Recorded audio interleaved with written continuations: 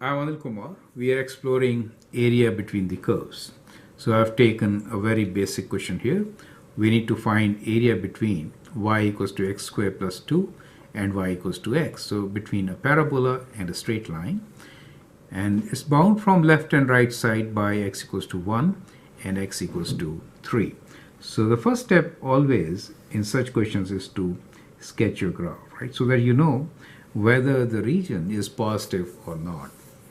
So the first graph here is y equals to x squared plus 2. So we'll just make a rough sketch here. It's a parabola which is moved 2 units up. So we'll just sketch a parabola here. Let's say this is 2 units up, and that's the parabola we're talking about. So this is my graph y equals to x squared plus 2. Now the second one is y equals to x. So that is a straight line which passes through origin. So let's say the straight line going through the origin is this one. Okay, so this is the straight line passing through the origin. Now we want the area of the graph from x equals to 1 to x equals to 3. So let us say this is the value of x equals to 1. Okay, so let us say this is x equals to 1 and 2 and 3. So let's say this is x equals to 3. So these are my left and right boundaries, x equals to 3. So this is along the x-axis. So the area in which we are interested is between these two graphs. So that's the area which we are trying to figure out, correct? So that's the area between the two graphs, right? So I hope the question is very clear to you. You can always pause the video, answer the question, and then look into my suggestions, right? So what we notice here is that this area is above x-axis, right? It is always above x-axis. That means there are no negative values, all are positive.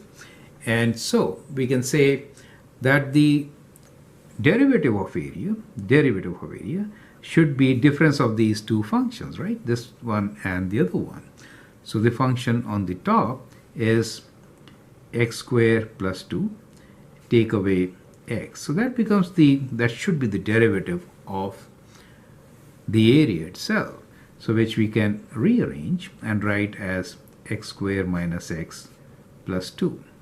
Now let's do antiderivative of this. And let's say antiderivative of this, we can choose this to be 1 over 3 x cubed. That's one will be x squared, half of that, and plus 2x. Plus c, so we'll take c as 0, so we'll not write c. The idea is when you are given two intervals, c value kind of cancels off, so there's no need to write c, right? So that is the f of x. Now the area between these two boundaries, we can say area 3 will be equals to the value of this antiderivative at 3 minus f of 1, right? So that is what it is. So you can calculate these values and then find the solution. So you can do it separately or just straight away. So what we'll do is we'll just substitute 3 first and then say 1 over 3 cubed minus half 3 square plus 2 times 3. So that is f of 3, right? F of 3.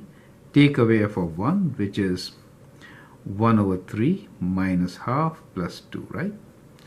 So that gives you the answer. So we can calculate this using the calculator and write down our answer, right? So it is basically 3 square.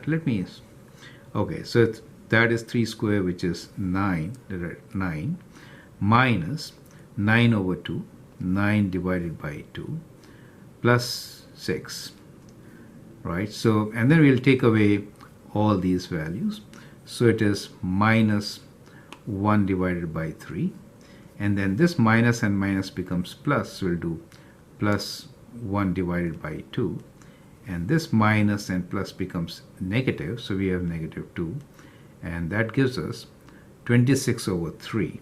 Let's write down 26 over 3, which you could write as such, or you could also convert to decimals, but I think this is good enough, right? So the area is 26 over 3 units square.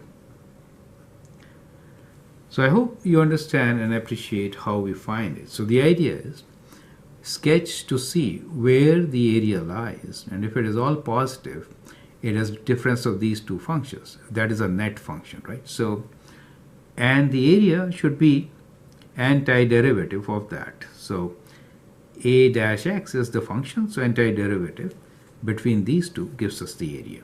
I'm Anil Kumar, and I hope that helps. Thank you, and all the best.